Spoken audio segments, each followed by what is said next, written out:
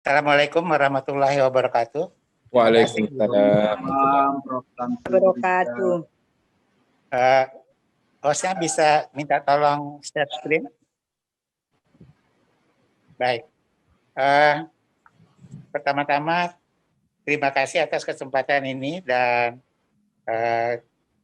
kepada Bapak-Bapak dan Ibu-Ibu dari Kementerian Desa, kemudian Prof. Eko, Pak Andrinos, Pak Mustiko, teman-teman di Desa Masangaji, serta hadirin sekalian. Jadi latar belakang saya kan sebenarnya kesehatan, kedokteran. Tapi memang saya anak desa, anak desa dekat Gunung Tunggalan misalnya. Jadi kecintaan pada desa itu ada, dan sejak 2002, jadi sekitar 18 tahun yang lalu, saya bersama dengan teman-teman lain itu mendirikan Pelita Desa, yang intinya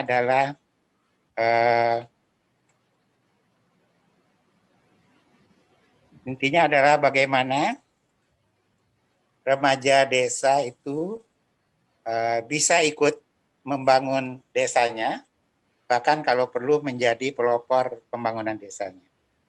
Jadi sudah agak lama nih, 18 tahun, dan Pelita Desa sekarang sudah ada jaringan yang cukup banyak di seluruh desa di Indonesia, dan saya sempat melihat beberapa diantaranya di Tomohon, kemudian di Sumbawa, kemudian sebenarnya ada lagi di Konawe, tapi saya belum pernah ke Konawe, yang pada intinya adalah bahwa remaja-remaja itu ingin untuk bisa ikut membangun desanya. Dan percepatan pembangunan desa sekarang ini memang sedang mendapat kondisi yang baik karena pemerintah sendiri mempunyai kemauan yang kuat untuk itu. Tapi ada dua hal lain yang menjadi pendorong besar, yaitu pertama adalah digitalisasi.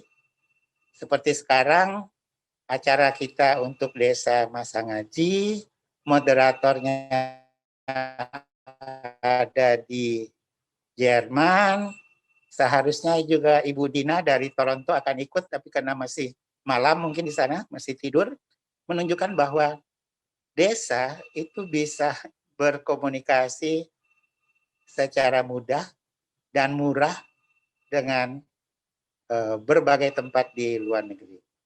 Dan ini juga tentu hubungannya adalah kalau menjual produk itu tidak hanya pada pasar desa atau pasar kabupaten, tapi juga bisa ke luar negeri. Dan yang kedua adalah komunitas. Jadi di Pelita Desa kita membangun komunitas remaja-remaja desa di berbagai desa di Indonesia menjadi suatu kekuatan, menjadi komunitas yang saling membantu, berbagi pengalaman, dan merupakan mempunyai daya tawar yang cukup kuat. Nah, tapi sebelumnya di Pelita Desa itu yang ditanamkan adalah bahwa semua remaja harus punya mimpi. Jadi, dan berusaha untuk mewujudkan mimpinya tersebut dengan bekerja keras, dan sudah tentu mampu melihat peluang-peluang dan sumber-sumber yang ada di luar, serta berusaha untuk mengaksesnya. Jadi kalau kadang-kadang sombongnya itu adalah mereka bilang, kalau remaja kota bisa kaya, kami juga bisa kaya. Kalau remaja kota bisa sekolah ke luar negeri, kami juga bisa sekolah ke luar negeri. Kalau remaja kota juga bisa jalan-jalan ke luar negeri, kami pun harus bisa jalan-jalan ke luar negeri. Yang percaya diri ini diperlukan untuk membangun suatu harapan bahwa remaja desa itu tidak kalah dengan remaja kota. Nah, untuk itulah beberapa kesempatan remaja Pelita Desa membawa remaja-remaja untuk melihat sendiri, entah itu di teman-temannya yang di kota-kota lain, bahkan juga kita pergi ke beberapa negara lain seperti Jepang, Taiwan, dan terakhir juga ke negeri Belanda untuk melihat bahwa kehidupan di desa bisa lebih baik daripada di kota. Jadi pada waktu kita meninjau Most Beautiful Village di Jepang waktu itu, kita sempat bicara-bicara dengan remaja-remaja di Jepang bahwa penghasilan mereka ya memang kalau dengan pebisnis multinasional di Tokyo pasti kalah, tetapi kalau dengan rata-rata mereka juga punya penghasilan yang besar dan kesulitan mereka adalah justru untuk mencari istri ya, karena rupanya remaja putri Jepang masih lebih suka pebisnis daripada petani.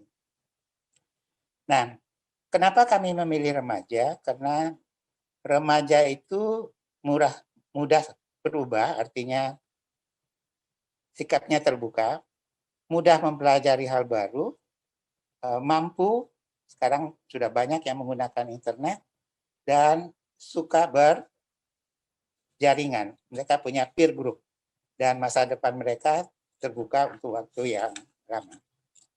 Boleh slide-nya berikut. Host.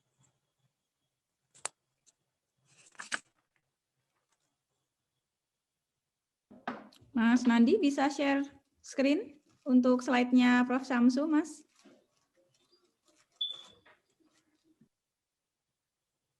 Ya.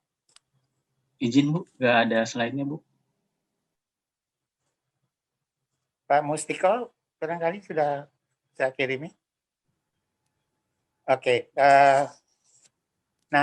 Jadi apapun latar belakang pendidikan remaja desa itu, kebanyakan SMP, yang paling penting adalah mereka mampu menggunakan handphonenya untuk mencari akses informasi, kalau perlu untuk berlatih atau belajar, dan sudah tentu yang paling penting juga adalah untuk berbisnis.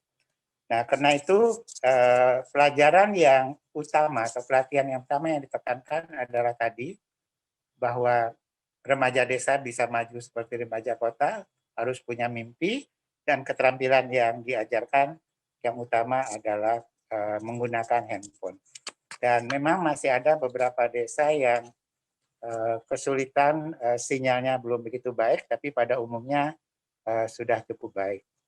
Dengan kemampuan menggunakan handphone ini, akses informasi, networking, bahkan beberapa juga bisnis, dan mereka juga sudah memahami adanya yang disebut massive open online courses. Jadi ada kursus-kursus yang bisa diikuti sesuai dengan kebutuhan. Apakah kalau dia mau kursus hidroponik, ya dia bisa belajar hidroponik. Kalau dia mau kursus peternak ikan, bisa ternak ikan. Dan itu tidak terlalu membutuhkan latar belakang ilmu yang tinggi. Artinya kalau dia kursusnya bahasa Indonesia, dia bisa mengikuti. Kalau kursusnya bahasa Inggris, tentu dia harus belajar bahasa Inggris. Nah, sekarang ini di desa-desa kita melihat ada dua kelompok remaja. Kelompok remaja pertama adalah memang remaja desa yang ingin maju dan dia bersedia tetap di desa, tetapi untuk itu dia harus menambah pengetahuan dan keterampilannya. Dulu dia harus pergi ke kota mungkin untuk kuliah atau sekolah. Sekarang dia bisa menambah itu kalau hanya untuk hal-hal yang sangat spesifik melalui handphonenya. Yang kedua adalah para lulusan atau mereka yang pernah kuliah, sekarang pergi ke desa dan melihat bahwa peluang di desa itu ternyata masih jauh lebih banyak daripada di kota, di mana saingan itu sudah demikian banyaknya. Jadi kedua ini sering bertemu dan yang satu cukup kaya dengan ilmu tetapi kurang pengalaman, yang satu mungkin sudah jatuh bangun dengan pengalaman tetapi tidak banyak mengetahui tentang teori. Dan kita selalu menganjurkan, ini tadi pertanyaan dari yang dibahas oleh Pak Andrinov, mulainya adalah membentuk remaja pelopor desa. Jadi 8 sampai 10 orang remaja berkumpul seminggu 1 sampai 2 kali, 1,5 jam saja, untuk melihat masalah-masalah desa mereka, seperti apakah air bersih, apakah lingkungan, apakah koperasi desa, atau adakah produk desa yang bisa diketengahkan, ataukah ada keunggulan desa yang menarik. Itu mereka bicarakan, lalu mereka coba untuk menyelesaikannya. Kalau mereka dapat kesulitan, dia bisa berkonsultasi dengan jaringannya. Dan kalau sudah terbentuk ide, tadi Pak Andrinov katakan ide adalah sesuatu yang amat penting, maka mereka mengkomunikasikannya dengan penjabat desa dan masyarakat desa. Kita selalu mengatakan bahwa di desa itu kita semua harus bersama-sama dan mungkin perlu sedikit waktu untuk bisa sepakat, tetapi kesepakatan itu akan memudahkan segalanya. Karena kalau remaja punya ide bagus, tidak dikomunikasikan dengan baik dengan pejabat desa maupun masyarakat, maka mungkin saja ide yang baik itu salah ditangkapnya, lalu malah mendapat tantangan. Ada contoh-contoh keberhasilan remaja desa, ada kampung marketer di Purbalingga, mungkin sudah banyak yang dengar, ini sebenarnya adalah seorang pegawai negeri muda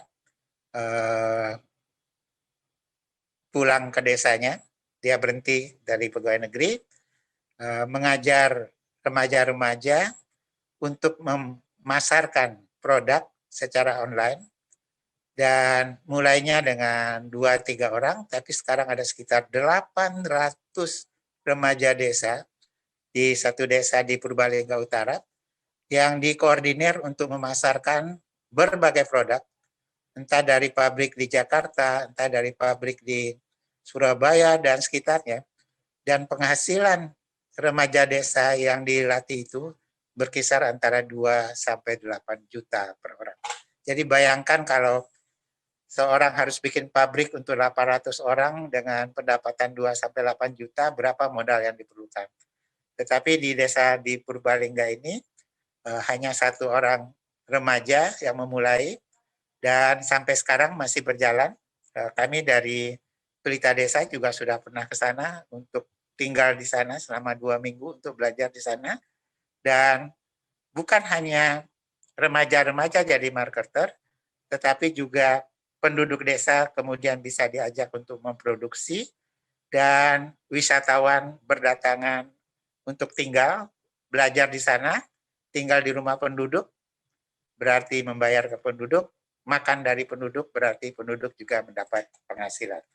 Jadi saya rasa desa marketer di Purbalingga ini salah satu contoh bagaimana masyarakatnya, remajanya, masyarakat desanya, maupun masyarakat remaja-remaja desa dari berbagai kota di Indonesia mendapat manfaat dari ide seorang remaja.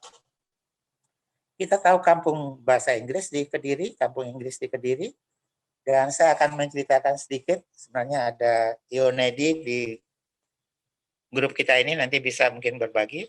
Di Ciseeng, di mana Pelita Desa bermarkas, Ciseeng ini ada di Kabupaten Bogor. Remaja-remaja mengekspor ikan hias. Jadi sudah agak lama bisa mengekspor ke sudah banyak negara. Saya rasa sudah puluhan, termasuk ke Amerika sekalipun. Dan juga sekarang mulai dengan udang hias, ornamental shrimp, dan tanaman hias. Jadi pada musim-musim tertentu di Eropa itu orang suka pada udang hias atau tanaman hias, dan itu tidak bisa diperoleh dari negeri mereka, karena itu mereka mendatangkan dari banyak negara tropis termasuk Indonesia. Dan dulu untuk jadi seorang pengekspor kita harus bermodal cukup kuat. Ya udah ketinggalan slide, nggak apa-apa. Dan proses ekspor juga begitu sulit, tapi sekarang menjadi lebih mudah, dan remaja-remaja di Ciseeng itu justru mengekspor dengan volume-volume kecil. Jadi misalnya hanya $1.000 atau paling tinggi $5.000. Ya, slide berikutnya. Ya, terus slide. Ya, terus ini sudah bisa teruskan. Ya, ini juga satu pertanyaan, mudah-mudahan bisakah pemimpin-pemimpin desa suatu waktu menjadi pemimpin di tingkat nasional? Ya, slide berikut. Ya, ini yang tadi pelopor remaja desa. Slide berikut. Ya, komunikasi penting sekali karena remaja sering amat terburu-buru, kurang sabar, idenya harus cepat jadi. Kita ingatkan bahwa menyiapkan masyarakat dan berkomunikasi dengan pejabat itu penting sekali. Slide berikut. Ya, ini ya saya kembali ke Ciseeng. Bahkan pada situasi COVID sekarang ini, Ciseeng masih mengekspor ikan koi, diekspor, kemudian juga tanaman hias masih berjalan ekspornya. Kenapa dalam volume-volume kecil? Karena pada tahap permulaan banyak sekali hambatan yang dihadapi.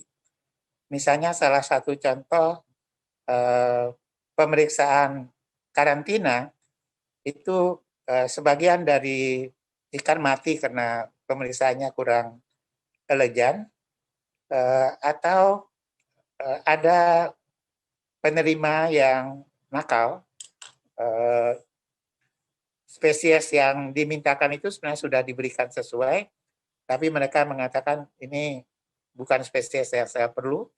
Bisa dibayangkan kalau dia kembalikan lalu dia tidak mau bayar, itu tentu akan rugi kita besar sekali, dan kadang-kadang itu terjadi. Tapi karena volumenya kecil-kecil, kejadian-kejadian seperti ini menjadi pengalaman. Dan akhirnya kita dapatlah pembeli-pembeli yang baik-baik, yang kemudian mempunyai hubungan yang baik dengan teman-teman di Ciseeng, sehingga ekspornya itu menjadi berjalan dengan lancar. Kalau itu dilakukan sekaligus besar, katakanlah $100.000 dan sebagainya, itu langsung bangkrut. Tapi karena dengan volume kecil, tapi seminggu bisa 2 kali ekspor, itu tentu lama-lama jadi besar juga. Nah, apa tantangan-tantangan yang kita hadapi? Kita memerlukan fasilitator. Jadi remaja desa sering berkumpul, entah main voli, entah main bola, dan sebagainya, tetapi harus ada satu orang yang mengingatkan untuk membentuk kelompok remaja pelopor ini. Kemudian dukungan dari pejabat desa dan masyarakat.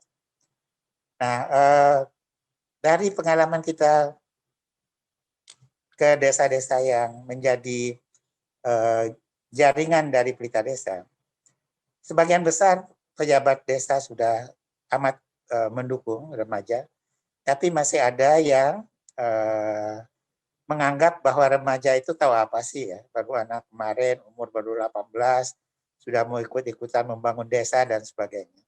Barangkali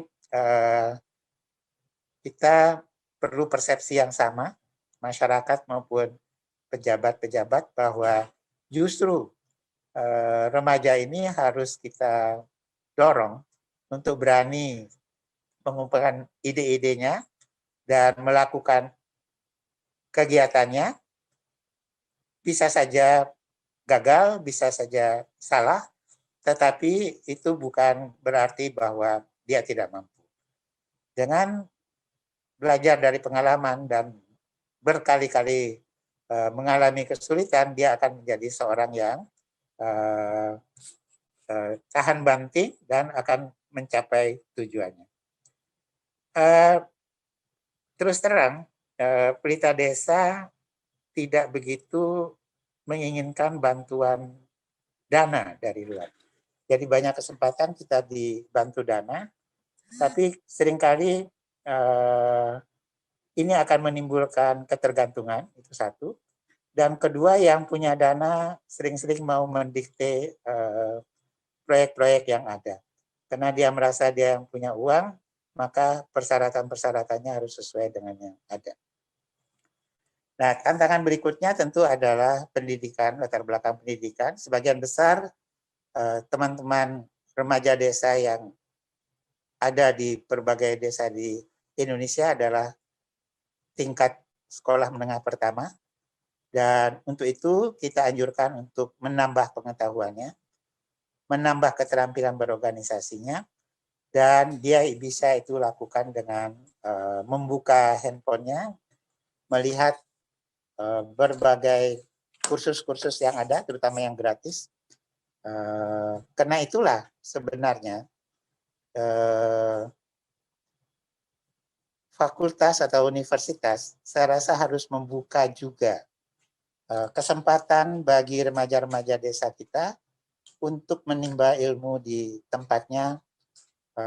Kalau bisa jangan bayar mahal-mahal, kalau bisa lagi gratis. Ya, kita tahu ada Salman Khan yang mendirikan Khan Academy, ada Udemy, ada Coursera di luar sana. Dan saya pernah baca satu statement dari Rektor National University Singapore yang mengatakan bahwa proses pendidikan di NUS mungkin setelah pandemi tidak akan kembali sebelum pandemi. Artinya kuliah-kuliah tatap muka tidak akan seramai seperti dulu lagi. Ini barangkali buat Prof. Eko. Jadi barangkali Fakultas Ilmu Administrasi juga mungkin punya proyek-proyek untuk pedesaan ini yang bisa dinikmati oleh remaja-remaja desa. Saya pernah ke University of Amsterdam dan mereka mempunyai proyek bersama desa. Waktu itu saya lihat satu interface-nya di mana ada satu pos dari University of Amsterdam di desa, dan di situ ada startup yang secara berkala bertemu dengan petani-petani, termasuk remajanya. Mereka, petani-petani itu akan menyampaikan apa kesulitan-kesulitan mereka, apakah dalam bidang mesin-mesin pertanian, atau bidang pupuk, atau bidang marketing, atau pembuatan makanan olahan, dan itu menjadi masalah yang akan dipelajari oleh mahasiswa-mahasiswa di University of Amsterdam. Dan dengan masalah nyata tersebut, mereka bisa memberikan penyelesaian, mereka bisa membantu sehingga kesulitan petani itu bisa diatasi. Ya, slide berikut. Ya, slide berikut. 30 September yang lalu, Pelita Desa meluncurkan Institut Pelita Desa. Namanya institut, tapi sebenarnya ini lebih ke MOOC, jadi Massive Open Online Courses. Jadi kita akan membuka kursus-kursus untuk remaja-remaja desa, dan kursus itu tidak meminta latar belakang pendidikan apa, pokoknya dia bisa baca tulis dan dia punya minat yang besar, dia bisa ikut dengan pembimbing-pembimbingnya. Nah, untuk masuk ke Institut Pelita Desa ini ada 5 orang, saya rasa dari Desa Mangaji yang sudah akan ikut, dan persyaratannya adalah mereka harus sudah punya mimpi. Mimpi apa yang akan dilakukan untuk desanya. Jadi ada yang ingin misalnya wifi seluruh desa, atau ingin air bersih untuk seluruh desa, atau pengolahan sampah, atau apapun. Nah, nanti sesuai dengan mimpi tersebut, pembimbingnya akan menganjurkan dia mengambil kursus-kursus apa saja, dan dia mulai jalankan, dan dia akan bertemu dengan orang-orang yang punya pengalaman. Dan pembimbing dari Institut Pelita Desa ini bisa saja seorang ilmuwan, tapi bisa juga seorang praktisi, meskipun dia barangkali hanya tamatan sekolah dasar, tapi betul-betul berpengalaman di bidang itu. Nah, kita ingin, mimpinya adalah remaja-remaja desa kita bisa ikut dalam institut ini dengan gratis dan bisa mendapat bimbingan. Bimbingan itu daripada praktisi, tapi bimbingan itu juga tentu dari ilmuwan, entah itu sosiolog, entah itu ahli agriculture, apapun akan bermanfaat. Dan ingat, kalau kita lihat kan akademi itu mahasiswanya barangkali lebih dari 10 juta orang. Dan itu bisa dilakukan. Jadi tanpa harus membangun gedung, tanpa harus membangun pegawai yang banyak, kita bisa meningkatkan keterampilan remaja-remaja desa kita. Ada 80.000 barangkali desa. Dan kalau satu desa ada 10.000 remaja, berarti kita punya 800.000 kader desa. Dia kalau mau menambah ilmu di institut ini, kita akan persilakan. Tapi sebaliknya, ini adalah kader-kader yang akan membangun desa dan bukan tidak mungkin membangun Indonesia di masa depan. Saya rasa saya mohon maaf ke Prof. Eko, karena saya bidangnya kedokteran, pengetahuan sosiologi saya hampir tidak ada. Kalau ada yang salah nanti Prof. Eko yang akan membetulkan. Terima kasih. Wassalamualaikum warahmatullahi wabarakatuh.